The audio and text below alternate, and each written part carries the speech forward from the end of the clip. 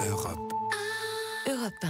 François Clémenceau, on commence comme chaque jour avec vous pour l'international. Et l'armée israélienne a démoli hier matin plusieurs maisons d'un village palestinien et menace de s'en prendre à un autre dans la même zone de continuité territoriale en Cisjordanie.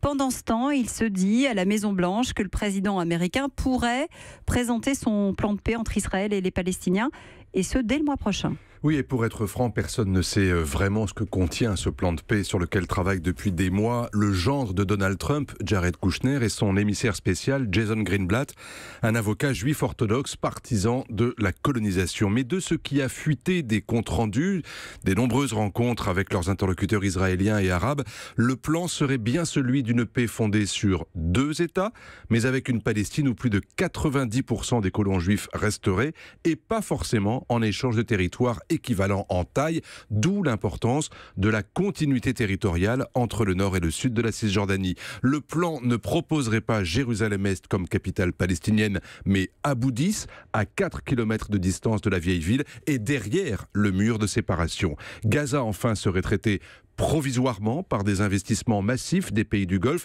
notamment pour remettre à flot l'économie de l'enclave, sous la tutelle peut-être des Nations Unies, mais tant que l'autorité palestinienne n'en aura pas le contrôle total.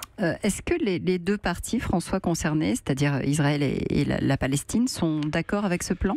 Disons que jamais jusqu'à présent dans le processus de paix, les États-Unis n'avaient soumis à Israël aussi peu de concessions. Et côté palestinien, c'est tout le contraire. Mahmoud Abbas, d'ailleurs, a refusé de rencontrer les émissaires américains depuis que Donald Trump a fait déménager l'ambassade américaine de Tel Aviv à Jérusalem.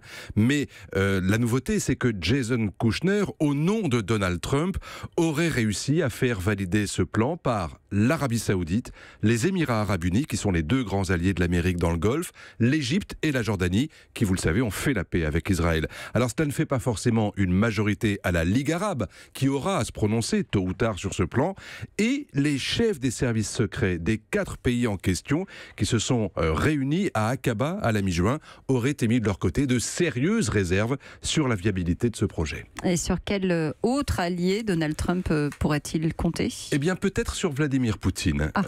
Tout dépendra de ce que va donner leur rencontre du 16 juillet, mais la veille, le 15, le chef du Kremlin a invité Netanyahou et Abbas à la finale de la Coupe du Monde de football. Le Hamas a été reçu récemment à Moscou. C'est toute une diplomatie parallèle russe qui s'est mise en place, mais dont l'influence pourrait faire les affaires de Trump si la Russie et les États-Unis s'entendent sur ce dossier que Washington a vraiment envie de régler ou de faire sous-traiter.